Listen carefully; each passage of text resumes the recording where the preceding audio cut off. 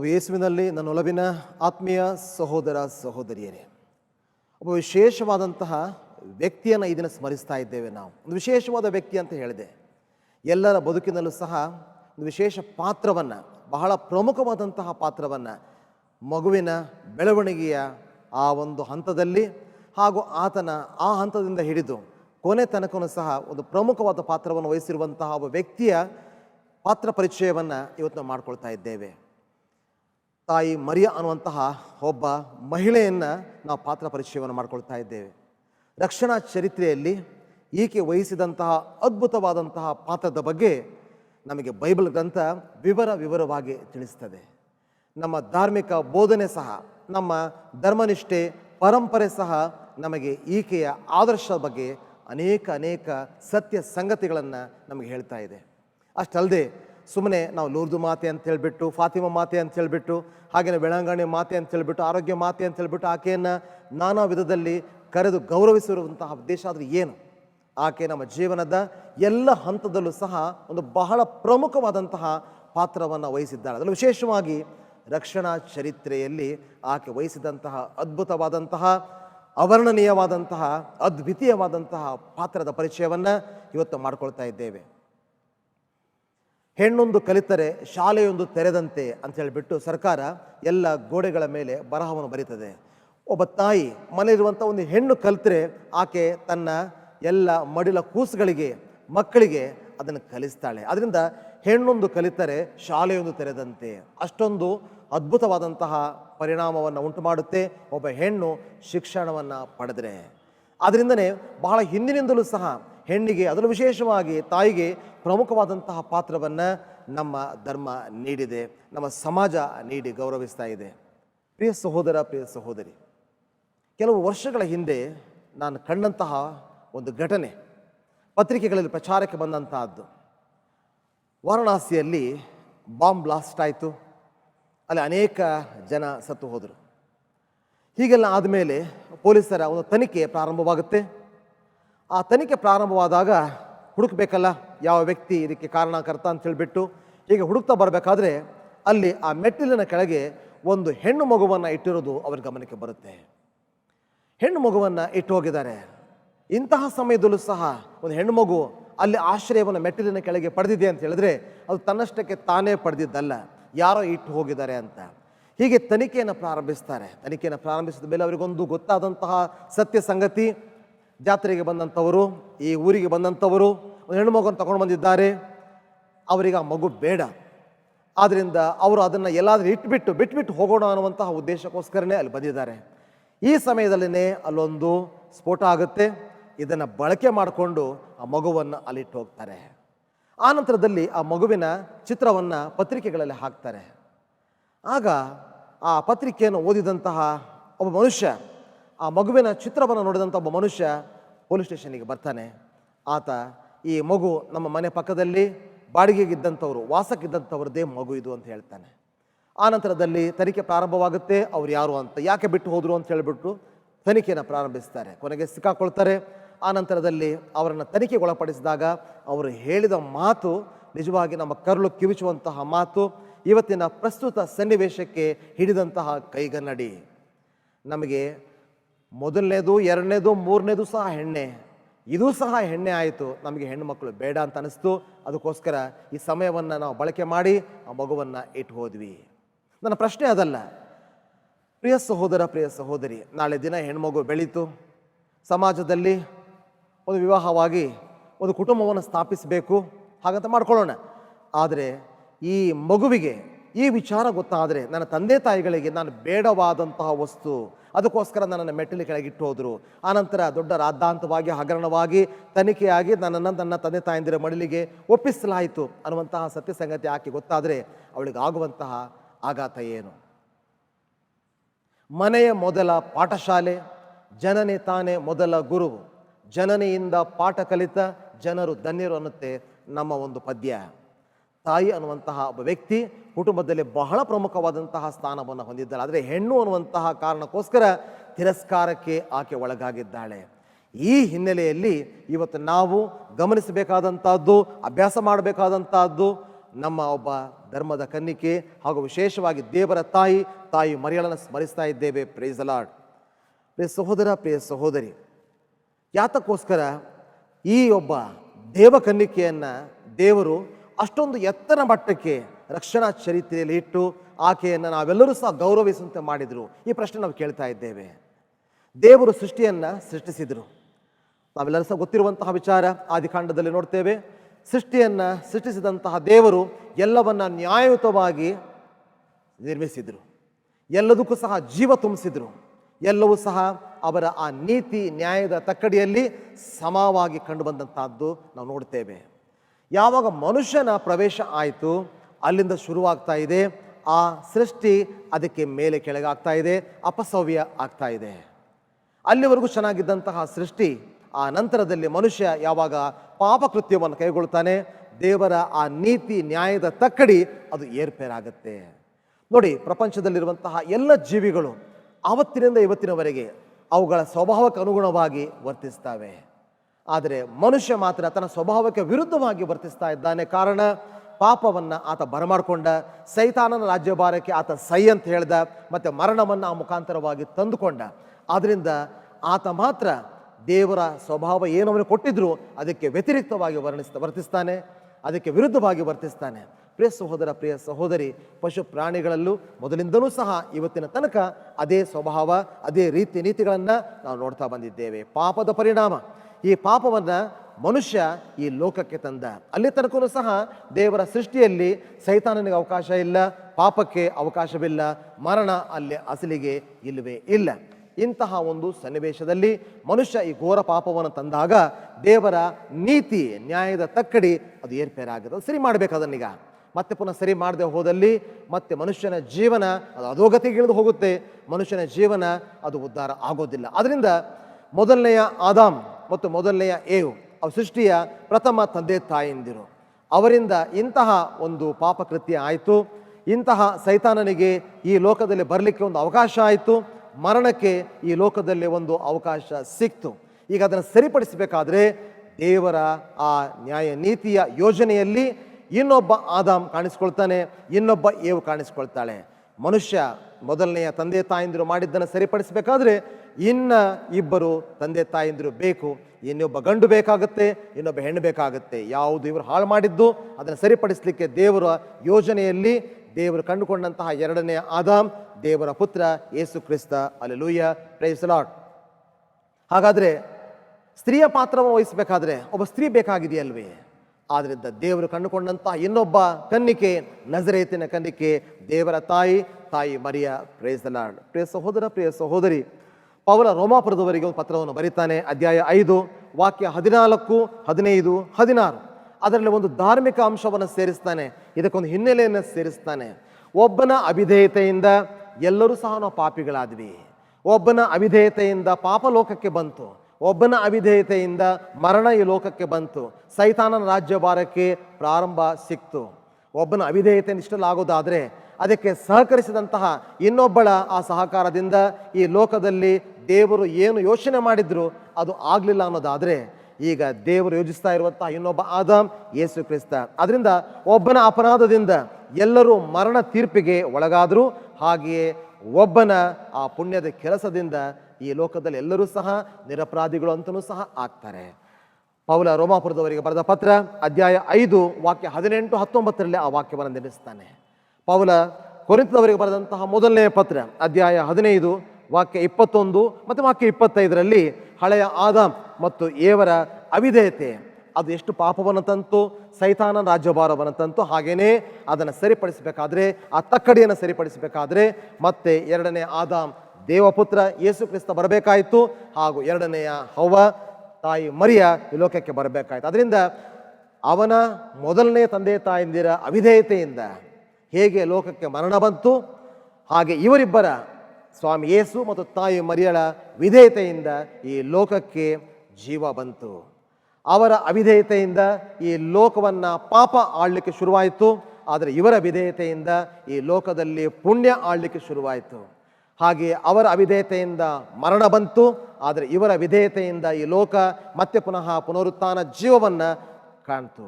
ಆದ್ದರಿಂದ ಹಳೆಯ ಆದಾಮ್ ಏವ್ ಅವರ ಜೊತೆಯಲ್ಲಿ ಸಂಬಂಧ ಇಟ್ಕೊಂಡಂಥವ್ರು ಇನ್ನೂ ಸಹ ಮರಣ, ಪಾಪ ಹಾಗೂ ಸೈತಾನ ರಾಜ್ಯಭಾರಕ್ಕೆ ಒಳಗಾಗ್ತಾರೆ. ಇವರ ಸಂಬಂಧಕ್ಕೆ ಒಳಗಾದಂಥವರು ಸ್ವಾಮಿ ಯೇಸು ಮತ್ತು ತಾಯಿ ಮರಿಯಳ ಸಂಬಂಧಕ್ಕೆ ಒಳಗಾದಂಥವರು ಈ ಲೋಕದಲ್ಲಿ ಜೀವ ಬರಲಿಕ್ಕೆ ಕಾರಣಕರ್ತರಾಗ್ತಾರೆ.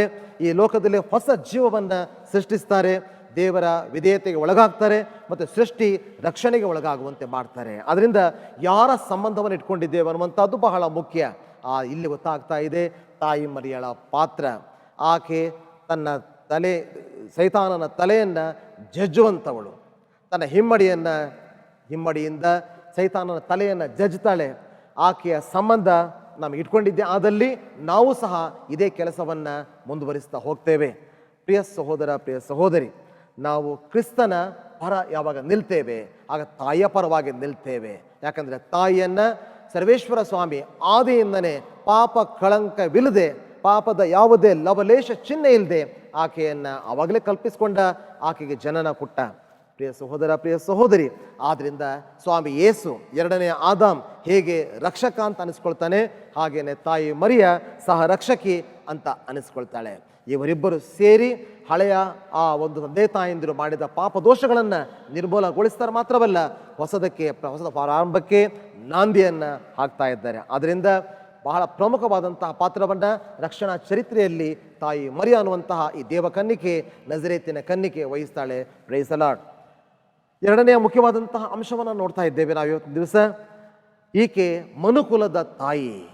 ಬರೀ ಸ್ವಾಮಿ ಯೇಸುವಿನ ತಾಯಿಯಲ್ಲ, ಮನುಕುಲದ ತಾಯಿ ಅಂದರೆ ಎಲ್ಲರ ತಾಯಿ. ಪ್ರಿಯ ಸಹೋದರ, ಪ್ರಿಯ ಸಹೋದರಿ, ನಮಗೆಲ್ಲರಿಗೂ ಸಹ ಗೊತ್ತಿದೆ, ನಮ್ಮ ಮಕ್ಕಳು ಒಂದು ಪಕ್ಷ ಇತ್ತೀಚೆಗೆ ಎಲ್ಲ ಕಡೆ ನಡೆಯುವಂತಹ ವಿಚಾರ ನೋಡ್ತಾ ಇದ್ದೇವೆ. ಇದು ಅನಿಷ್ಟವಾದಂತಹ ವಿಚಾರ, ದೇವರ ಚಿತ್ತಕ್ಕೆ, ದೇವರ ನ್ಯಾಯಕ್ಕೆ ವಿರುದ್ಧವಾದಂತಹದ್ದು. ಗರ್ಭದಲ್ಲಿ ನಮಗೆ ಹೆಣ್ಣು ಮಗು ಇದೆ, ಅದನ್ನು ತೆಗೆಸ್ತಾರೆ. ನಾವು ನೋಡ್ತಾ ಇದ್ದೇವೆ, ಗರ್ಭದಲ್ಲಿ ಮಗು ಬುದ್ಧಿಮಾಂದ್ಯವಾಗಿದೆ ಅಥವಾ ಅಂಗಹೀನವಾಗಿದೆ ಅಥವಾ ಏನೋ ಅಂಗಹೂನವಾಗಿದೆ, ಅದನ್ನು ಸಾಯಿಸಿಬಿಡ್ತಾರೆ ಗರ್ಭದಲ್ಲಿದ್ದಾಗಲೇ. ಆದರೆ ದೇವರ ತಾಯಿಗೆ ಚೆನ್ನಾಗಿ ಗೊತ್ತಿದೆ, ತನ್ನ ಮಗನನ್ನು ಕೊಂದು ಹಾಕಿದವರು ನಾವು, ನಮ್ಮ ಅಪರಾಧ, ನಮ್ಮ ದೋಷ, ನಮ್ಮ ಪಾಪಗಳು ಅಂತ ಹೇಳಿಬಿಟ್ಟು. ಆದರೂ ಸಹ ಆಕೆ ಯಾವುದೇ ಲವಲೇಶವಿಲ್ಲದೆ, ಯಾವುದೇ ಒಂದು ಯಾವುದೇ ಒಂದು ತಪ್ಪಿನ ಅರಿವಿಲ್ಲದೆ ಇದ್ದಂತಹ ನಮಗೆಲ್ರಿಗೂ ಸಹ ಆಕೆ ರಕ್ಷಣೆಯನ್ನು ನೀಡ್ತಾ ಇದ್ದಾಳೆ. ಆದ್ದರಿಂದ ಶಿಲುಬೆಯ ಮೇಲ್ಗಡೆ ಯೋಹಾನನ ಶುಭ ಸಂದೇಶ ಅಧ್ಯಾಯ 19 ವಾಕ್ಯ 26ರಲ್ಲಿ ನೋಡ್ತಾ ಇದ್ದೇವೆ, ಸ್ವಾಮಿ ಯೇಸು ಆಕೆಯನ್ನು ನಮಗೊಪ್ಪಿಸ್ತಾ ಇದ್ದಾನೆ. ಶಿಷ್ಯನಿಗೆ ಹೆಸರಿದೆ, ಆದರೆ ತಾಯಿ ಮರಿಯಳಿಗೆ ಹೇಳ್ತಾ ಇದ್ದಾನೆ, ಇಗೋ ನಿನ್ನ ಮಗ.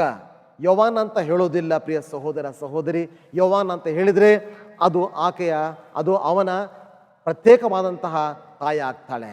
ಅಲ್ಲ, ಯೋವಾನನಿಗೆ ಅವನ ಒಬ್ಬ ತಾಯಿಯನ್ನಾಗಿ ಕೊಟ್ಟಿಲ್ಲ, ಅವನನ್ನು ಪ್ರತಿನಿಧಿಯಾಗಿ ತನ್ನ ಶಿಲುಬೆಯ ಪೀಠದ ಮುಂದೆ ನಿಲ್ಲಿಸಿರುವಂತಹ ಪ್ರಭು ಯೇಸು ಅವನನ್ನು ನೋಡಿ ಹೇಳ್ತಾರೆ, ನಿನ್ನ ತಾಯಿ. ಹಾಗೇನೆ ತಾಯಿಯನ್ನು ನೋಡಿ ಹೇಳ್ತಾರೆ, ಈಗ ನಿನ್ನ ಮಗ. ಪ್ರಿಯ ಸಹೋದರ, ಪ್ರಿಯ ಸಹೋದರಿ, ಅಂದಿನಿಂದ ವಾಕ್ಯ ಹೇಳ್ತಾ ಇದೆ, ಅಂದಿನಿಂದ ಆ ಶಿಷ್ಯ ಆಕೆಯನ್ನು ತನ್ನ ಮನೆಯಲ್ಲೇ ಇರಿಸಿಕೊಂಡ. ಆದ್ದರಿಂದ ಇವತ್ತು ನಾವು ಮಾಡಬೇಕಾದ ಕರ್ತವ್ಯ ಇದೆ, ನಮ್ಮ ತಾಯಿಯನ್ನಾಗಿ ಸರ್ವೇಶ್ವರ ಸ್ವಾಮಿಯ ಪುತ್ರ ಶಿಲುಬೆ ಪೀಠದ ಮೇಲೆ ನಮಗೆ ಕೊಟ್ಟಂತಹ ತಾಯಿಯನ್ನು ಇವತ್ತಿನಿಂದ ನಾವು ಸಹ ನಮ್ಮ ಮನೆಯಲ್ಲಿ ಮಾತ್ರವಲ್ಲ, ನಮ್ಮ ಮನದಲ್ಲಿ ಉಳಿಸ್ಕೊಳ್ಬೇಕಾದಂತಹ ದೊಡ್ಡ ಗುರುತರ ಜವಾಬ್ದಾರಿ ನಮ್ಮೆಲ್ಲರ ಹೆಗಲ ಮೇಲಿದೆ. ಕಾರಣ ನಮ್ಮೆಲ್ಲರ ತಪ್ಪುಗಳನ್ನು, ನಮ್ಮೆಲ್ಲ ದೋಷಗಳನ್ನು ಆಕೆ ಸಹಿಸ್ಕೊಂಡ್ಲು. ಆಕೆ ಅವೆಲ್ಲವನ್ನು ಪರಿಹರಿಸಿದ್ಲು ಶಿಲುಬೆ ಪೀಠದ ಆ ಸನ್ನಿಧಾನದಲ್ಲಿ. ಆದ್ದರಿಂದ ಮನುಕುಲದ ತಾಯಿ, ಸರ್ವ ಮನುಷ್ಯರ ತಾಯಿ, ಈಕೆ ಎಲ್ಲರ ಜೀವಿಗಳ ತಾಯಿ. Praise the Lord. ಮೂರನೇ ಅಂಶವನ್ನು ಬೈಬಲ್ ಗ್ರಂಥ ನಮ್ಮ ಕಣ್ಣು ಮುಂದೆ ಇಡ್ತಾ ಇದೆ. ಯಾಕೆ ಈಕೆ ನಮಗೆ ಪ್ರಮುಖ, ಯಾಕೆ ಈಕೆ ನಮಗೆ ಬೇಕಾದವಳು, ಯಾಕೆ ಇವಳೇ ಇಲ್ಲದೆ ನಮಗೆ ವಿಶೇಷವಾದಂತಹ ವರಪ್ರಸಾದಗಳು ಲಭಿಸ್ತಾ ಇವೆ, ಎಲ್ಲರ ಸಹಾಯಕ್ಕಾಗಿ ಧಾವಿಸುವಂಥವಳು ಅಂತ ಹೇಳ್ಬಿಟ್ಟು ಬೈಬಲ್ ವರ್ಣಿಸುತ್ತೆ. ನಮಗಾಗಿ ಬೇಡ್ಕೊಳ್ತಾಳೆ ಈ ತಾಯಿ. ಮಾತ್ರವಲ್ಲ, ಎಲ್ಲರ ಸಹಾಯಕ್ಕೆ ಆಕೆ ಧಾವಿಸ್ತಾಳೆ. ಪ್ರಿಯ ಸಹೋದರ, ಪ್ರಿಯ ಸಹೋದರಿ, ಲೂಕನ ಶುಭ ಸಂದೇಶ ಅಧ್ಯಾಯ 1 ವಾಕ್ಯ 39 ಮತ್ತು 56ರಲ್ಲಿ ಈ ಘಟನೆ ನೋಡ್ತಾ ಇದ್ದೇವೆ. ತಾಯಿ ಮರಿಯಳಿಗೆ ದೇವದೂತ ತಿಳಿಸ್ತಾ ಇದ್ದಾನೆ, ನಿನಗೆ ಜನಿಸಿದ ಹಾಗೆ ನಿನ್ನ ಸಂಬಂಧಿಕಳಾದಂತಹ ಎಲಿಜಬೇತಳಿಗೂ ಸಹ ಈ ಮುಪ್ಪಿನ ವಯಸ್ಸಿನಲ್ಲಿ ಒಬ್ಬ ಮಗ ಜನಿಸ್ಲಿಕ್ಕಿದ್ದಾನೆ ಅಂತ ಆ ವಿಷಯವನ್ನು ತಿಳಿದ ತಕ್ಷಣ ತಾಯಿ ಮರಿಯ ಎಲಿಜಬೇತಳಿಂದ ಇನ್ವಿಟೇಷನನ್ನು ಕಾಯಲಿಲ್ಲ. ನನಗೆ ಸಹಾಯ ಮಾಡು ಅನ್ನುವಂತಹ ಆ ಒಂದು ವಿಚಾರವನ್ನು ಅವಳಿಂದ ಕೇಳಿ ತಿಳ್ಕೊಳ್ಳಿಲ್ಲ. ತಕ್ಷಣಕ್ಕೆ ಎಲಿಜಬೇತಳು ಕಷ್ಟದಲ್ಲಿದ್ದಾಳೆ. ಯಾಕಂದರೆ ಮುಪ್ಪಿನಲ್ಲಿ ಒಂದು ಮಗುವಿಗೆ ಜನ್ಮ ಕೊಡೋದು ಅಂತ ಹೇಳಿದರೆ ಮೊದಲಿಗೆ ತಾಯಿಗೆ ಜನ್ಮ ಕೊಡುವಂತಹ ಕ್ರಿಯೆನೇ ಅದು ಮತ್ತು ಮರಳಿ ಹುಟ್ಟುವಂತಹ ಕ್ರಿಯೆ. ತಾಯಿಗೆ ಮರುಜನ್ಮ ಕೊಡುವಂತಹ ಕ್ರಿಯೆ ಇದು, ಮರು ಹುಟ್ಟು ಕೊಡುವಂತಹ ಕ್ರಿಯೆ. ಆದ್ದರಿಂದ ವಯಸ್ಸಾದಂತಹ ಈಕೆಗೆ ಒಬ್ಬ ಮಗ ಜನಿಸ್ತಾ ಇದ್ದಾನೆ ಅಂತ ಹೇಳಿದ್ರೆ ತುಂಬ ಕಷ್ಟ ಆಕೆಗಿದೆ ಅನ್ನುವಂಥನ್ನು ಅರ್ಥ ಮಾಡ್ಕೊಂಡಂತಹ ತಾಯಿ ಏಕಾಂಗಿಯಾಗಿ ಒಬ್ಬಂಟಿಯಾಗಿ, ಮತ್ತು ವಾಕ್ಯ ಹೇಳ್ತಾ ಇದೆ, ತ್ವರೆಯಿಂದ ಧಾವಿಸಿ ಆಕೆ ಎಲಿಜಬೇತಳ ಸಹಾಯಕ್ಕೆ ಹೋಗ್ತಾ ಇದ್ದಾಳೆ. ಈಕೆ ಸಹಾಯಕ್ಕಾಗಿ ಧಾವಿಸುವಂಥವಳು, ನಾನು ಕೇಳಲಿ, ನಾನು ಕರೀಲಿ ಅದೆಲ್ಲವನ್ನು ಕಾಯುವಂಥವಳಲ್ಲ. ನನ್ನ ಮಗ, ನನ್ನ ಮಗಳು ಕಷ್ಟದಲ್ಲಿದ್ದಾರೆ ಅನ್ನುವಂತಹ ಆ ಒಂದು ಸಂಗತಿ ಆಕೆ ಗಮನಕ್ಕೆ ಬಂದರೆ ಸಾಕು, ಆಕೆ ಧಾವಿಸಿ ಹೋಗ್ತಾಳೆ. ನೆನಪಿಡಿ, ಏಕಾಂಗಿಯಾಗಿ ಗುಡ್ಡಗಾಡು ಪ್ರದೇಶದಲ್ಲಿರುವಂತಹ ಎಲಿಜಬೇತಳು ವಾಸ ಮಾಡುವಂತಹ ಆ ಊರಿಗೆ ತ್ವರೆಯಿಂದ ಆಕೆ ಹೋಗ್ತಾಳೆ. Price the lord. ಆಕೆ ಎಲ್ಲರ ಸಹಾಯಕ್ಕೆ ಧಾವಿಸುವಂತಹ ಮಹಿಳೆ. ಎರಡನೇದಾಗಿ ಯೋಹಾನನ ಶುಭ ಸಂದೇಶ ಅಧ್ಯಾಯ 2 ವಾಕ್ಯ 3ರಲ್ಲಿ ನೋಡ್ತೇವೆ, ಕಾನಾ ಊರಿನ ವಿವಾಹ ಸಂದರ್ಭ. ಸ್ವಾಮಿ ಯೇಸುವಿನ ತಾಯಿ ಅಲ್ಲಿಗೆ ಬಂದಿದ್ರು ಅಂತ ಹೇಳುತ್ತೆ ಮೊದಲನೇದಾಗಿ. ಆ ನಂತರದಲ್ಲಿ ಸ್ವಾಮಿ ಯೇಸುವಿಗೂ ಅವರ ಶಿಷ್ಯರಿಗೂ ಆ ವಿವಾಹಕ್ಕೆ ಆಮಂತ್ರಣ ಇತ್ತು ಅಂತ ವಾಕ್ಯವನ್ನು ಯೋಹಾನ ಅಲ್ಲಿ ಸೇರಿಸ್ತಾನೆ. ಅಂದರೆ ತಾಯಿಯ ಪ್ರಸನ್ನತೆ, ಪ್ರತ್ಯಕ್ಷತೆ ಅದು ಬಹಳ ಪ್ರಮುಖವಾದಂತಹದ್ದು. ಆದ್ದರಿಂದ ಮೊದಲನೆಯ ವಾಕ್ಯವೇ ಅದಾಗಿರುತ್ತೆ. ಕಾರಣ ಈ ಮುಂದೆ ನಡೆಯುವಂತಹ ಈ ಒಂದು ಕ್ರಿಯೆಯಲ್ಲಿ, ಮುಂದೆ ನಡೆಯುವಂತಹ ಈ ಸಮಾರಂಭದಲ್ಲಿ, ಮುಂದೆ ಇಲ್ಲಿ ಕಾಣಿಸಿಕೊಳ್ಳುವಂಥ ಒಂದು ಸಮಸ್ಯೆಯಲ್ಲಿ ಅದನ್ನು ಪರಿಹಾರಕ್ಕಾಗಿ ಆಕೆ ವಹಿಸಿದಂತಹ ಪಾತ್ರವನ್ನು ಯೋಹಾನ ಮೊದಲಿಗೆ ನಮಗೆ ತಿಳಿಸ್ತಾನೆ. ಅದರಿಂದ ಯೇಸುವಿನ ತಾಯಿ ಅಲ್ಲಿಗೆ ಬಂದಿದ್ರು. ಅಲ್ಲಿಗೆ ಬಂದಾಗ ಆ ವಿವಾಹ ಮಹೋತ್ಸವ ಬಹಳ ಸುಂದರವಾಗಿ ನಡೀತಾ ಇದೆ. ಎಲ್ಲ ಕಡೆ ಸಹ ನಡೆಯುವಂತಹ ಒಂದು ವಿವಾಹ ಮಹೋತ್ಸವ, ಸಂತೋಷ ಸಮಾರಂಭದ ಮಹೋತ್ಸವ. ಆದರೆ ಇಲ್ಲಿ ಒಂದು ದುರಂತ ಎದುರಾಗಿದೆ, ಒಂದು ಕಷ್ಟದ ಪರಿಸ್ಥಿತಿ ಅಲ್ಲಿ ಎದುರಾಗಿದೆ. ಅಲ್ಲಿ ವಿವಾಹಕ್ಕೆ ಬಂದಂತಹ ಎಲ್ಲ ಅತಿಥಿಗಳಿಗೂ ದ್ರಾಕ್ಷಾರಸವನ್ನು ಹಂಚಬೇಕಾದಂಥ ಪದ್ಧತಿ, ದ್ರಾಕ್ಷಾರಸ ಸಾಲದೆ ಹೋಗಿದೆ. ಅಲ್ಲೊಂದು ಕೊರತೆ ಕಾಣಿಸ್ತಾ ಇದೆ. ಈ ವಿಷಯವನ್ನು ವಿವಾಹಕ್ಕೆ ಕರೆದಂತಹ ವ್ಯಕ್ತಿ ತಾಯಿ ಮನೆಗಳಿಗೆ ತಿಳಿಸೋದಿಲ್ಲ. ನೋಡಿ, ನಾವಾದರೆ ನಮಗೆ ತಿಳಿಸ್ಲಿ, ನಮಗೆ ಹೇಳಲಿ, ನಮ್ಮನ್ನು ಕರೀಲಿ, ಆನಂತರ ನಾವು ಹೋಗೋಣ ಅನ್ನುವಂತಹ ಒಂದು ನಿರ್ಧಾರ ಮಾಡಿಬಿಡ್ತಿದ್ವೋ ಏನೋ. ಆದರೆ ತಾಯಿಗೆ ಅದರ ಪರಿಕಲ್ಪನೆ ಇಲ್ಲ, ಅದರ ಅವಶ್ಯಕತೆ ಇಲ್ಲ. ನನ್ನನ್ನು ಕರೆದಿದ್ದಾರೆ, ನಾನು ಇಲ್ಲಿದ್ದೇನೆ, ಇಲ್ಲಿ ಒಂದು ಸಮಸ್ಯೆ ಎದುರಾಗಿದೆ, ಅವರಲ್ಲಿ ದ್ರಾಕ್ಷಾರಸ ಮುಗಿದಿದೆ, ಈಗ ಕಷ್ಟದ ಪರಿಸ್ಥಿತಿಗೆ ಈ ವಿವಾಹದ ವ್ಯಕ್ತಿಗಳು ಒಳಗಾಗ್ತಾರೆ. ವಿವಾಹ ಸಮಾರಂಭ ಒಂದು ರೀತಿ ದುರಂತ ಸಮಾರಂಭವೇ ಆಗ್ಬಿಡುತ್ತೆ. ಆದ್ದರಿಂದ ಆಕೆ ತಕ್ಷಣಕ್ಕೆ ಒಂದು ನಿರ್ಧಾರವನ್ನು ತೆಗೆದುಕೊಳ್ತಾಳೆ. ಒಂದು ಮಧ್ಯಸ್ಥಿಕೆ ಪ್ರಾರ್ಥನೆಯನ್ನು ಆಕೆ ಮಾಡ್ತಾಳೆ. ತನ್ನ ಮಗ ಅಲ್ಲಿದ್ದಾನೆ, ಮಗನ ಹತ್ರ ಹೇಳ್ತಾಳೆ. ಆಕೆಯ ಪ್ರಾರ್ಥನೆ ಬಹಳ ದೊಡ್ಡ ದೊಡ್ಡ ಪ್ರಾರ್ಥನೆಗಳೆಲ್ಲ, ಪ್ರಿಯ ಸಹೋದರ ಸಹೋದರಿ. ಆಕೆಯ ಪ್ರಾರ್ಥನೆ ಬಹಳ ಚಿಕ್ಕ ಪ್ರಾರ್ಥನೆ. ಇಡೀ ಬೈಬಲ್ನಲ್ಲಿ, ವಿಶೇಷವಾಗಿ ಹೊಸ ಒಡಂಬಡಿಕೆಯಲ್ಲಿ ಆಕೆ ಆಡಿದಂಥ ಮಾತುಗಳು ತುಂಬ ಅಂದರೆ ತುಂಬ ಕಡಿಮೆ. ಆದರೆ ಆಕೆ ಆಡಿದಂಥ ಮಾತುಗಳಿಗೆ ಸಿಕ್ಕಂತಹ ಬೆಲೆ, ಪ್ರಾಶಸ್ತ್ಯ ಅದು ಬಹಳ ಪ್ರಮುಖವಾದಂಥದ್ದು, ಬಹಳ ದೊಡ್ಡ ಮಟ್ಟದ್ದು. ಆಕೆಯ 3 ಪದದ ಪ್ರಾರ್ಥನೆ, ಅವರಲ್ಲಿ ದ್ರಾಕ್ಷಾರಸ ಮುಗಿದಿದೆ, ಅವರಲ್ಲಿ ದ್ರಾಕ್ಷಾರಸ ಮುಗಿದಿದೆ ಅನ್ನುವಂತಹ ಆ ಪ್ರಾರ್ಥನೆಗೆ ಪ್ರಭು ಎಂತಹ ಅದ್ಭುತವನ್ನು ಮಾಡಿಬಿಟ್ಟ. ಆಕೆ ಒಂದೊಂದೇ ಪದಗಳನ್ನು ಆಡುವಂತಹದ್ದು, ಒಂದೊಂದೇ ಮಾತು ಆಡುವಂತಹದ್ದು. ಆಕೆಯ ಮಾತಿಗೆ ದೇವರು ಅಷ್ಟು ದೊಡ್ಡ ಬೆಲೆಯನ್ನು ಕೊಡ್ತಾರೆ. ನಿತ್ಯಾಧಾರ ಮಾತೆಯ ಆ ಚಿತ್ರವನ್ನು ನೋಡಿದ್ದೇವೆ. ನಿತ್ಯಾಧಾರ ಮಾತೆ, ಎಡೆಬಿಡದೆ ಸಹಾಯದ ಮಾತೆ ಅಂತ ಹೇಳ್ಬಿಟ್ಟು ಸಹ ನಾವು ಆಕೆಯನ್ನು ಕರೀತೇವೆ. ಆ ಒಂದು ಚಿತ್ರದಲ್ಲಿ ಆಕೆಯ ಬಾಯಿ ನೋಡಿದ್ದೀರಾ? ಅದರ ಬಾಯಿ ಬಹಳ ಚಿಕ್ಕದು. ಅದರ ಅರ್ಥ ಇಷ್ಟೇ, ಆಕೆ ಬಹಳ ಕಡಿಮೆ ಮಾತಾಡುವಂಥವಳು, ಆಕೆ ಬಹಳ ಕಡಿಮೆ ಮಾತಾಡುವಂಥವಳು. ಆಕೆಯ ತಲೆಯನ್ನು ದೊಡ್ಡ ಮಟ್ಟದಲ್ಲಿ ತೋರಿಸಿದ್ದಾನೆ, ದೊಡ್ಡ ಗಾತ್ರದಲ್ಲಿ ತೋರಿಸಿದ್ದಾನೆ. ಅಂದರೆ ಆಕೆ ಎಲ್ಲ ವಿಷಯವನ್ನು, ತನ್ನ ಮಕ್ಕಳ ಜೀವನದ ಆಗು ಹೋಗುಗಳ ಎಲ್ಲ ವಿಷಯಗಳನ್ನು ತನ್ನ ಮನಸ್ಸಿನಲ್ಲಿ ಇಟ್ಟು ಸಂಗ್ರಹಿಸಿಕೊಳ್ಳುವಂಥವಳು. ಕಡಿಮೆ ಮಾತಾಡ್ತಾಳೆ, ತುಂಬ ಕಡಿಮೆ ಮಾತಾಡುವಂಥವಳು. ಆದರೆ ಅವಳ ಮಧ್ಯಸ್ಥಿಕೆ ಪ್ರಾರ್ಥನೆಗೆ ಪ್ರಭು ಯೇಸು ಏನು ಹಿಂದೇಟು ಹಾಕದೆ ನೀರನ್ನು ದ್ರಾಕ್ಷಾರಸವನ್ನಾಗಿ ಮಾಡ್ತಾನೆ. ಬಹಳ ದೊಡ್ಡ ಅದ್ಭುತವನ್ನು ಮಾಡ್ತಾರೆ. ಆ ವಿವಾಹದ ಸಂಕಷ್ಟಕರ ಪರಿಸ್ಥಿತಿಯಿಂದ ಅವರೆಲ್ಲರನ್ನು ಸಹ ಅವರು ಪಾರು ಮಾಡ್ತಾರೆ. Price the lord. ತಾಯಿಗೆ ಆ ಶಕ್ತಿ ಇದೆ. ನಮ್ಮ ಕನ್ನಡದಲ್ಲಿ ಒಂದು ಮಾತಿದೆ, ತಾಯಿಯನ್ನು ಬಿದಿರಿಗೆ ಹೋಲಿಸ್ತಾನೆ ನಮ್ಮ ಜಾನಪದ ಕವಿ. ಬಿದಿರಮ್ಮ ತಾಯಿ ನೀ ಹೇಳೆ ನೀ ಯಾರಿಗೆ ಅಲ್ಲದವಳೆ. ಬಿದಿರನ್ನ ಅಮ್ಮ ತಾಯಿ ಅಂತ ಹೇಳ್ತಾನೆ. ಕಾರಣ ಇಷ್ಟೇ, ಒಂದು ಬಿದಿರು ತಾಯಿ ಥರ, ತಾಯಿ ಬಿದಿರಿನ ಥರ. ನೋಡಿ, ಬಿದಿರು ಮನುಷ್ಯನ ಜೀವನದ ಆರಂಭದಲ್ಲಿ ಅವನ ಪ್ರಯಾಣ ಶುರುವಾಗುತ್ತೆ, ಅದರ ಜೊತೆಯಲ್ಲಿ ಬಿದಿರಿನ ಪ್ರಯಾಣವೂ ಸಹ ಪ್ರಾರಂಭವಾಗುತ್ತೆ. ತಾಯಿ ಹಾಗೆ ಮನುಷ್ಯನ ಆರಂಭದಿಂದ ಹಿಡಿದು ಅವನ ಕೊನೆ ತನಕನೂ ಸಹ ಆಕೆ ಜೀವ ಇಟ್ಟು, ಉಸಿರಲ್ಲಿ ಉಸಿರಿಟ್ಟು ತನ್ನ ಮಡಿಲ ಕೂಸನ್ನು, ಕರುಳ ಕುಡಿಯನ್ನು ಆಕೆ ಕಾಪಾಡ್ತಾಳೆ. Price the lord. ಬಿದಿರು ನೋಡಿ ಹೇಗಾಗುತ್ತೆ ಬಿದಿರಿನ ಪ್ರಯಾಣ. ಮನುಷ್ಯ ಹುಟ್ಟಿದಾಗ ಅವನೊಂದು ಬಿದಿರಿನ ತೊಟ್ಟಿಲನ್ನು ಮಾಡ್ತಾರೆ. ಬಿದಿರಿನ ಪ್ರಯಾಣ ಪ್ರಾರಂಭವಾಯಿತು. ಮನುಷ್ಯನ ಜೀವನದ ಪ್ರಯಾಣವು ಪ್ರಾರಂಭವಾಯಿತು. ಆ ನಂತರದಲ್ಲಿ ನೋಡ್ತೇವೆ, ನಮಗೆ ಅಡುಗೆ ಮಾಡಬೇಕು, ಊಟ ಮಾಡಬೇಕು, ಅದಕ್ಕೆ ಬಿದಿರಿನ ಮೊರವನ್ನು ಬಳಸ್ತೇವೆ. ಆ ನಂತರದಲ್ಲಿ ಬಿದಿರಿನ ತೊಟ್ಟಿಲನ್ನು ಬಳಸ್ತೇವೆ. ಹಾಗೆ ನೋಡ್ತೇವೆ, ಮತ್ತೆ ಬಿದಿರು ನಮಗೆ ಬೇಕಾಗುತ್ತೆ. ನಮ್ಮ ಮನೆಯ ಎಲ್ಲ ಕೆಲಸ ಕಾರ್ಯಗಳಿಗೆ ಒಂದು 50 ಬಿದಿರಿದ್ರೆ ಒಂದು ಮನೆಯನ್ನು ನಾವು ಮುಟ್ಬಿಡ್ತೇವೆ. ಹಾಗೆಯೇ ಒಂದು ತಟ್ಟಿ ಇದ್ರೆ, ಬಿದಿರಿನ ತಟ್ಟಿ ಇದ್ರೆ ಅಲ್ಲೊಂದು ಗೋಡೆ ಬಂತು ಅಂತ ಅರ್ಥ. ಮನುಷ್ಯನ ಮನೆ ನಿರ್ಮಾಣಕ್ಕೆ, ಮನುಷ್ಯನ ಆಹಾರ ಸಂಪಾದನೆಗೋಸ್ಕರ, ಮನುಷ್ಯನ ಜನನದ ಹೊತ್ತಿನಲ್ಲಿ ಅದು ಬೇಕಾಗುತ್ತೆ. ಆನಂತರ ನೋಡ್ತಾ ಹೋಗ್ತೇವೆ, ಪ್ರತಿ ಹಂತದಲ್ಲೂ ಸಹ ಬಿದಿರಿನ ಪಾತ್ರ ಬಹಳ ಅದ್ಭುತವಾಗಿ ಕಾಣಿಸ್ಕೊಂಡು ಬರುತ್ತೆ. ಅದಕ್ಕೋಸ್ಕರ ಜನಪದ ಕವಿ ಆ ಮಾತನ್ನು ಹೇಳ್ದ, ಬಿದಿರಮ್ಮ ತಾಯೇ ನೀ ಹೇಳೆ, ನೀ ಯಾರಿಗೆ ಅಲ್ಲದವಳೆ. ನೋಡಿ, ಬಿದಿರು ಈಗ ಪ್ರಾರಂಭವಾಗುತ್ತೆ, ಕೊನೆಗೆ ಮನುಷ್ಯನ ಅವಸಾನ ಕಾಲ, ಮತ್ತೆ ಬಿದಿರಿನ ಆ ಚಟ್ಟವನ್ನು ಮಾಡ್ತಾರೆ, ಅವನ ತಗೊಂಡು ಹೋಗ್ತಾರೆ. ಹಾಗೆ ತಾಯಿ ಮನುಷ್ಯನ ಜೀವನದ ಆರಂಭದಿಂದ ಹಿಡಿದು ಅವನ ಅಂತ್ಯದವರೆಗೆ ಪ್ರಮುಖವಾದ ಪಾತ್ರವನ್ನು ವಹಿಸ್ತಾಳೆ. ಅದರಲ್ಲೂ ವಿಶೇಷವಾಗಿ ನಮ್ಮ ತಾಯಿ ಮರಿಯ ನಮ್ಮ ಜೀವನದಲ್ಲಿ ಬರೀ ಸಾವಿನವರೆಗೆ ಮಾತ್ರವಲ್ಲ, ಆವತ್ತಿನಿಂದ ಇವತ್ತಿನವರೆಗೂ ನಾವು ಸ್ವರ್ಗವನ್ನು ತಲುಪುವವರೆಗೂ ಸಹ ಆಕೆ ನಮ್ಮ ಜೊತೆಯಲ್ಲಿ ಬೆನ್ನೆಲುಬಾಗಿ ನಿಲ್ತಾಳೆ. ಇದು ಸತ್ಯ ಸತ್ಯ ಸತ್ಯ, ಪ್ರಿಯ ಸಹೋದರ, ಪ್ರಿಯ ಸಹೋದರಿ. ಆದ್ದರಿಂದ ತಾಯಿಯ ಈ ಪ್ರಾರ್ಥನೆಗೆ ಪ್ರಭು ಅಂತಹ ಅದ್ಭುತವಾದಂತಹ ಬೆಲೆಯನ್ನು ನೀಡ್ತಾನೆ. ತಾಯಿ ಮಾಡಿದಂತಹ ಈ ಪ್ರಾರ್ಥನೆ, ಅಲ್ಲಿ ನೀರು ದ್ರಾಕ್ಷಾರಸವಾಯಿತು.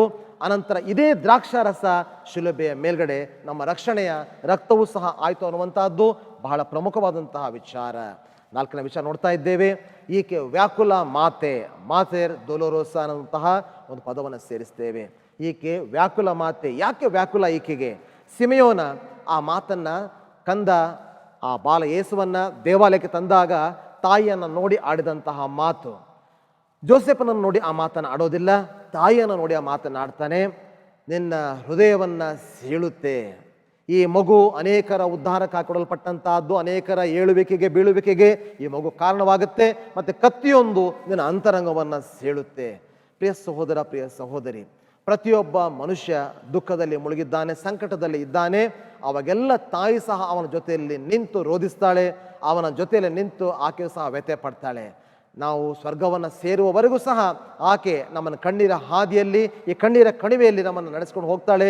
ನಮ್ಮ ಸ್ವರ್ಗ ಸದನ ನಮಗೆ ಸಿಗಬೇಕು. ಆ ಕಾರಣಕ್ಕೋಸ್ಕರ ನಮ್ಮ ಪಾಪದ ನಿಮಿತ್ತ ಆಕೆಯ ಅಂತರಂಗ ಆವತ್ತಿನಿಂದ ಇವತ್ತಿನವರೆಗೂ ಸಹ ಸೀಳ್ತಾ ಇದೆ. ಆದರೆ ಆಕೆ ಬೇಸರ ಪಡೋದಿಲ್ಲ. ಆಕೆ ವ್ಯಥೆಯಾದರೂ ಪಡ್ತಾಳೆ, ದುಃಖ ಆದರೂ ಪಡ್ತಾಳೆ. ಅಂತಿಮವಾಗಿ ನಾವು ಕ್ರಿಸ್ತನ ಸಾಮ್ರಾಜ್ಯಕ್ಕೆ ಸೇರಬೇಕು, ನಾವು ನಮ್ಮನ್ನು ಸ್ವರ್ಗ ಸಾಮ್ರಾಜ್ಯ ಗೆಲ್ಲಬೇಕು. ಈ ಕಾರಣಕ್ಕೋಸ್ಕರ ಆಕೆ ನಮ್ಮ ವ್ಯಾಕುಲ ಮಾತೆ.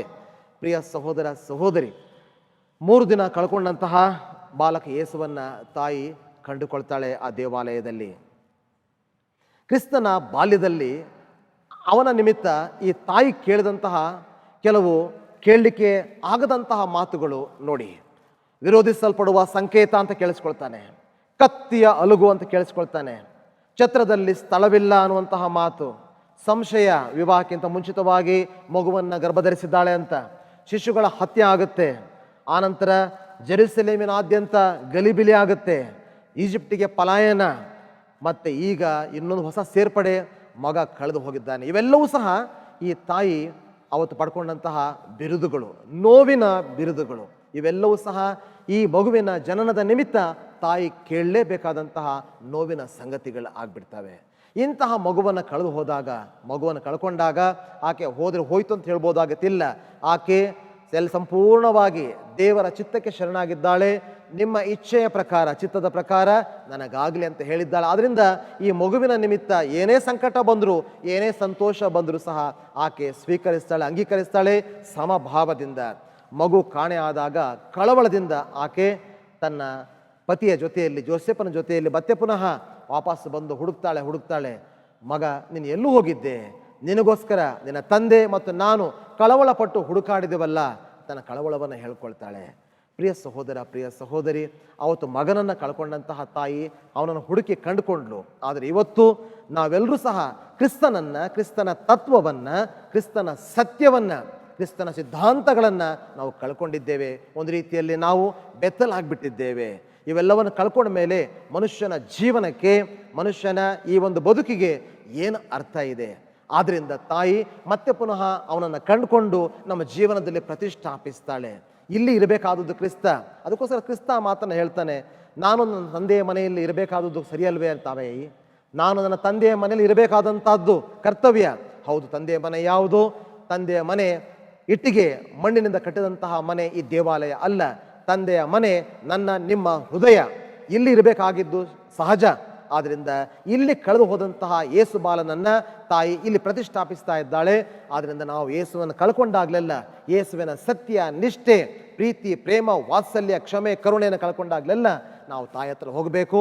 ಆಕೆ ಹುಡುಕಿ ಕಂಡುಕೊಂಡು ಈ ದೇವಾಲಯದಲ್ಲಿ ಅವನನ್ನು ಪ್ರತಿಷ್ಠಾಪಿಸ್ತಾಳೆ. Praise the lord. ಪ್ರಿಯ ಸಹೋದರ, ಪ್ರಿಯ ಸಹೋದರಿ, 3 ದಿನ ಕಾಣೆಯಾದಂತಹ ಯೇಸುವನ್ನ ಆಕೆ ಹುಡ್ಕೊಂಡ್ಲು. 3 ಜನ ಆರಾಧನೆ ಮಾಡ್ತಾರೆ. ಯೇಸು ಹುಟ್ಟಿದಾಗ ಬೆತ್ಲೆಹೇಮದಲ್ಲಿ ಕುರುಬರು ಬರ್ತಾ ಇದ್ದಾರೆ, ಜ್ಯೋತಿಷಿಗಳು ಬರ್ತಾ ಇದ್ದಾರೆ, ಸಿಮೆಯೋನ ಅನ್ನ ಅವರು ಸಹ ಅವರನ್ನು ಆರಾಧಿಸ್ತಾ ಇದ್ದಾರೆ. 3 ದಿನ ಕಳೆದು ಹೋದಂತಹ ಯೇಸುವನ್ನ ಹುಡ್ಕೊಳ್ತಾಳೆ. ಇವತ್ತು ಅದೇ ಥರ ಗುಡ್ ಫ್ರೈಡೆ ದಿವಸ ಕಳೆದು ಹೋಗ್ತಾನೆ. ಆನಂತರ ಶನಿವಾರ ಈಸ್ಟರ್ ಆ ರಾತ್ರಿ ದಿವಸ, ಆನಂತರ ಭಾನುವಾರ ದಿವಸ ಮತ್ತೆ ಪುನಃ ಹುಡುಕ್ತಾಳೆ. ಈ ತಾಯಿ ಯೇಸುವನ್ನು ಕಳ್ಕೊಂಡಾಗ್ಲೆಲ್ಲ ನಮ್ಮನ್ನು ಹುಡುಕಿ ಕಂಡುಕೊಳ್ತಾರೆ. ಮತ್ತು ನಾವು ಕಳೆದು ಹೋದಾಗಲೂ ಸಹ ಮತ್ತೆ ಪುನಃ ನಮ್ಮನ್ನು ಕಂಡು ಹುಡುಕಿ ಮತ್ತೆ ಪುನಃ ಕ್ರಿಸ್ತನಿಗೆ ಸಮರ್ಪಿಸ್ತಾಳೆ. ಇಷ್ಟೇ ಕೆಲಸ ಆಕೆಯದು. ಯೇಸುವನ್ನು ಕಳ್ಕೊಂಡಾಗ ಅವನನ್ನು ತಂದು ನಮಗೊಪ್ಪಿಸೋದು, ನಮ್ಮ ಹೃದಯದಲ್ಲಿ ಪ್ರತಿಷ್ಠಾಪಿಸೋದು, ನಾವು ಕಳೆದು ಹೋದಾಗ ನಮ್ಮನ್ನು ತಂದು ಕ್ರಿಸ್ತನ ಸಾಮ್ರಾಜ್ಯಕ್ಕೆ ಸೇರಿಸುವಂತಹ ಆ ಕೆಲಸವನ್ನು ಬಹಳ ಸಮರ್ಥವಾಗಿ ಈಕೆ ಮಾಡ್ತಾ ಇದ್ದಾಳೆ. ಆದ್ದರಿಂದ ಪ್ರೇಷಿತರ ಕಾರ್ಯಕಲಾಪ ಅಧ್ಯಾಯ 1 ವಾಕ್ಯ 14, 2 ಮತ್ತು 1 ಅದರ ಪಂಚಾಶತ್ತಮ ಹಬ್ಬದ ದಿವಸ ಅಲ್ಲಿ ಮತ್ತೆ ಪುನಃ ಲೂಕ ಬರಿತಾ ಇದ್ದಾನೆ. ಪಂಚಾಶತ್ತಮ ಹಬ್ಬದ ದಿವಸ ಬೆಂಕಿಯ ಕೆಂಡಾಲಿಗೆಗಳ ರೂಪದಲ್ಲಿ ಪವಿತ್ರಾತ್ಮರು ಬಂದರು. ವಾಕ್ಯ ಹೇಳ್ತದೆ, ಯೇಸುವಿನ ತಾಯಿ ಮರಿಯ ಸಹ ಅಲ್ಲಿದ್ಲು. ಎಲ್ಲಿದ್ದಾರೆ ಪವಿತ್ರಾತ್ಮರ ಬೇರಿಕೆ, ಎಲ್ಲಿ ಪವಿತ್ರಾತ್ಮರು ಬರ್ತಾರೆ ಅಲ್ಲಿ ತಾಯಿ ಇದ್ದಾರೆ. ಎಲ್ಲಿ ತಾಯಿ ಇದ್ದಾರೆ, ಎಲ್ಲಿ ತಾಯಿ ಜೊತೆ ನಾವು ಪ್ರಾರ್ಥಿಸ್ತಾ ಇದ್ದೇವೆ, ಅಲ್ಲಿ ಪವಿತ್ರಾತ್ಮರು ಖಂಡಿತವಾಗಿ ಬರ್ತಾರೆ. ಅದರಿಂದ ಆ ವಾಕ್ಯವನ್ನು ಸೇರಿಸ್ತಾನೆ. ಆ ಮೇಲುಪ್ಪರಿಗೆ ಮನೆಯಲ್ಲಿ ತಾಯಿ ಇದ್ರು, ಆವಾಗ ಆಗುವಂತಹ ಅದ್ಭುತ. ಪ್ರಿಯ ಸಹೋದರ, ಪ್ರಿಯ ಸಹೋದರಿ, ಈ ದೇವರ ತಾಯಿಯನ್ನು ನಾವು ಆರಾಧಿಸೋದಿಲ್ಲ, ಆದರೆ ಆಕೆಯನ್ನು ಗೌರವಿಸ್ತೇವೆ. ಕಾರಣ ಆಕೆ ನಮ್ಮ ನಡುವೆ ಇದ್ದಾಳೆ. ನಮ್ಮ ನಡುವೆ ಇದ್ದಾಗ ಪವಿತ್ರಾತ್ಮರು ಬೆಂಕಿ ಕೆಂಡಾಲಿಗೆಗಳ ರೂಪದಲ್ಲೇ ಬರುತ್ತಾರೆ. ಆದ್ದರಿಂದ ನಮ್ಮ ಕುಟುಂಬದಲ್ಲಿ ಆಕೆಯ ನೆನಪಿದೆಯಾ, ಆಕೆ ಸ್ಮರಣೆ ಇದೆಯಾ, ಆಕೆ ಜಪಸರ ಪ್ರಾರ್ಥನೆ ನಮಗಿದೆಯಾ? ಆಗಿದ್ದಾಗಲೆಲ್ಲ ಸಹ ಪವಿತ್ರಾತ್ಮರು ನಮ್ಮ ಜೊತೆಯಲ್ಲಿ ನಮ್ಮ ಮೇಲೆ ಬರಲಿಕ್ಕಿದ್ದಾರೆ. ತಾಯಿ ಆ ಕೆಲಸವನ್ನು ಮಾಡ್ತಾಳೆ. ಆದ್ದರಿಂದ ತಾಯಿಯ ಬಹಳ ಕಡಿಮೆ ಮಟ್ಟದ ಪ್ರಾರ್ಥನೆಗಳು, 1 ಅಕ್ಷರ 2 ಅಕ್ಷರ 4 ಪದದ ಪ್ರಾರ್ಥನೆಗಳು, ಆ ತಾಯಿಯ ಪ್ರಾರ್ಥನೆಗೆ ದೇವರು ಅದ್ಭುತವಾದಂತಹ ಬೆಲೆಯನ್ನು, ಸಂಭಾವನೆಯನ್ನು ನೀಡ್ತಾರೆ. ನಮ್ಮ ಪರವಾಗಿ ಆಕೆ ಭಿನ್ನಯಿಸ್ತಾರೆ. ಅದಕ್ಕೋಸ್ಕರ ಆ ಪ್ರಾರ್ಥನೆ, ನಮೋ ಮರಿಯ ಸಂತಾಮರಿಯ ಪ್ರಾರ್ಥನೆ ಎಂತಹ ಅದ್ಭುತವಾದ ಬೈಬಲಿನ ಪ್ರಾರ್ಥನೆ. ಆದ್ದರಿಂದ ಪ್ರಿಯ ಸಹೋದರ, ಸಹೋದರಿ, ಬನ್ನಿ, ದೇವರ ತಾಯಿ ಅಂತ ಕರೀತಾರೆ, ಸ್ವಾಮಿ ಯೇಸುವಿನ ಮಾತೆ ಅಂತ ಕರೀತಾರೆ, ಧರ್ಮಸಭೆಯ ತಾಯಿ ಅಂತ ನಾವು ಕರೀತೇವೆ. ಆಕೆ ಬೆಳಂಗಳೆ ಮಾತೇನೂ ಆಗಿದ್ದಾಳೆ, ಆರೋಗ್ಯ ಮಾತೇನೂ ಆಗಿದ್ದಾಳೆ, ಲೂರ್ದು ಮಾತೇನೂ ಹೌದು, ಆಕೆ ಫಾತಿಮಾ ಮಾತೆ. ಯಾವ ಹೆಸರಿನಲ್ಲಿ ಬೇಕಾದ್ರೆ ಕರೆದರೂ ಸಹ ಆಕೆ ನಮ್ಮ ಜೀವನದಲ್ಲಿ ವಿವಿಧ ಪಾತ್ರವನ್ನು ವಹಿಸ್ತಾಳೆ ಅನ್ನೋದನ್ನು ಈ ಹೆಸರಲ್ಲಿ ನಾವು ಕಂಡುಕೊಳ್ತೇವೆ. ಅದರಿಂದ ಬನ್ನಿ ಪ್ರಿಯ ಸಹೋದರ, ಸಹೋದರಿ, ನಾವು ಪ್ರಾರ್ಥನೆ ಮಾಡೋಣ. ತಾಯಿಯ ಜೊತೆಯಲ್ಲಿ ದೇವರಿಗೆ ಪ್ರಾರ್ಥನೆ ಮಾಡೋಣ. ಈ ತಾಯಿಗೆ ನಮ್ಮ ನಮನವನ್ನು ಸಲ್ಲಿಸೋಣ. ನಮೋ ಮರಿಯ ವರಪ್ರಸಾದ ಪೂರ್ಣೆ, ಪ್ರಭು ನಿಮ್ಮೊಡನೆ ಇದ್ದಾರೆ. ಸ್ತ್ರೀಯರಲ್ಲಿ ನೀವು ಧನ್ಯರು ಮತ್ತು ನಿಮ್ಮ ಕರುಳ ಕುಡಿ ಧನ್ಯ. ಸಂತಾಮರಿಯ ದೇವಮಾತೆಯೇ, ಪಾಪಿಗಳಾಗಿರುವ ನಮಗಾಗಿ ಈಗಲೂ ನಮ್ಮ ಮರಣದ ಸಮಯದಲ್ಲಿ ಪ್ರಾರ್ಥಿಸಿರಿ. ಆಮೇನ್. ಹಲ್ಲೆಲೂಯಾ. Price the lord.